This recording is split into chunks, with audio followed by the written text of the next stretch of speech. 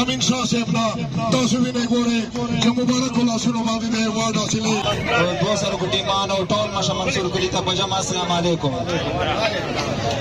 یقیني دی چې دوره غټ ټورنمنټ په دوره اوږدې لمحې سره تېرول پوره من تېرول د داد قابل دی.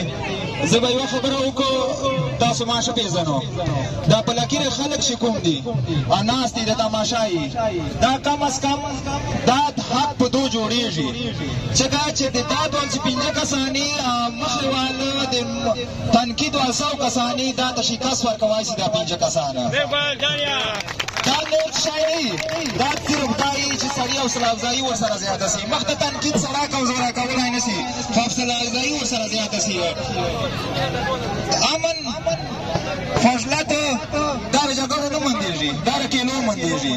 او که په اوس وس باندې وایي جنکۍ ورته ووایي چې تا ویلی ما منلی، تا باید د دغه یارۍ خوند لیدلی و.